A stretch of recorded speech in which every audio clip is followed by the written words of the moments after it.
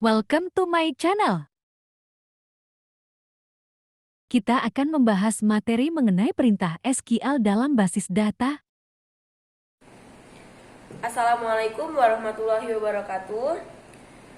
Pada pelajaran basis data ini, Ibu akan membahas materi mengenai perintah SQL. Sebelum kita masuk ke materi perintah SQL, kita bahas terlebih dahulu apa itu pengertian SQL.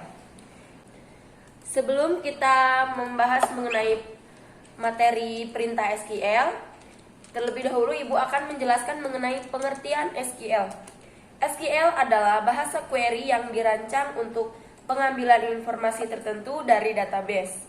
Bisa juga didefinisikan sebagai bahasa pemrograman yang digunakan dalam mengakses, mengubah, dan memanipulasi data yang berbasis relasional. Kita masuk ke materi yang inti, yaitu mengenai perintah SQL. Perintah SQL. Yang pertama yaitu DDL, Data Definition Language, yang diartikan sebagai perintah yang digunakan untuk mendefinisikan data seperti membuat tabel database baru, mengubah dataset, dan menghapus data. Kemudian, perintah dasar DDL masih dibedakan lagi ke dalam setidaknya 5 jenis perintah, yaitu create, alter, rename, drop, dan show. Dalam 5 jenis ini, yaitu create, alter, rename,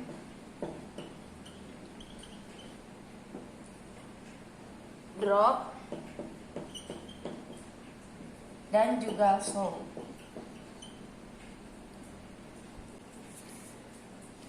Untuk create ini gunanya untuk membuat tabel baru di dalam sebuah database. Membuat tabel baru pada database.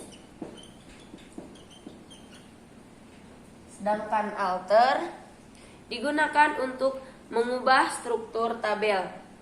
Dan untuk yang rename yaitu untuk mengubah nama tabel. Untuk drop fungsinya yaitu untuk menghapus tabel. Dan yang terakhir yaitu show, untuk menampilkan tabel.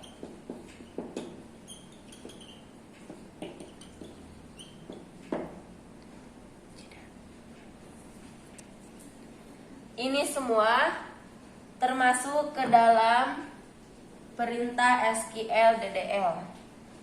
Selanjutnya yaitu kita akan membahas mengenai perintah DML.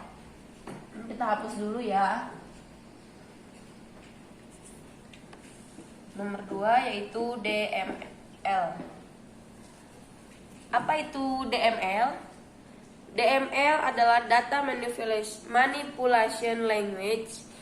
Perintah ini digunakan untuk memanipulasi data. Perintah dalam DML juga terbagi ke dalam 4 jenis, yaitu insert, kemudian select, update, dan juga delete. Perintah insert bisa digunakan untuk memasukkan sebuah record baru ke dalam sebuah tabel database. Sedangkan select digunakan untuk memanipulasi data dengan tujuan menampilkan maupun mengambil sebuah data pada tabel.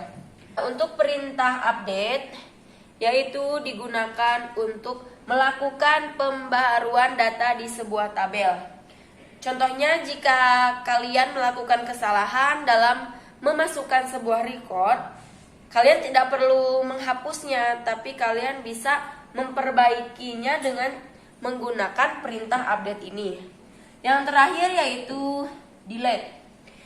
Perintah delete ini digunakan ketika kamu ingin menghapus sebuah record yang ada dalam sebuah tabel. Tidak. Nah, untuk DML ini sudah jelas ya anak-anak. Kita masuk ke perintah SQL selanjutnya. Selanjutnya yaitu yang ketiga, DCL. DCL atau Data Control Language. Perintah ini digunakan khusus untuk mengatur hak apa saja yang dimiliki oleh pengguna, baik itu hak terhadap sebuah database ataupun pada tabel maupun file yang ada melalui perintah ini. DCL berdasarkan perintah dasarnya terbagi dalam dua perintah utama, yaitu yang pertama grant atau grant, yang kedua yaitu revoke. Grant, perintah ini biasanya digunakan ketika admin database ingin memberikan hak akses ke user lainnya. Tentu pemberian hak akses ini dapat dibatasi atau diatur. Dalam hal ini, admin dapat memberikan akses mengenai perintah dalam DML di atas. Yang kedua yaitu ini revoke. Kebalikannya dari grant. Revoke terkadang sering digunakan untuk mencabut maupun menghapus hak akses seseorang pengguna yang awalnya diberikan akses oleh admin database melalui perintah grant. Nah, ini merupakan perintah SQL DCL. Untuk perintah SQL sendiri tentunya sudah bisa dipahami ya anak-anak. Kita masuk ke dalam fungsi SQL. Keberadaan SQL dapat mengelola sebuah database, memberikan fungsi tersendiri bagi seseorang admin.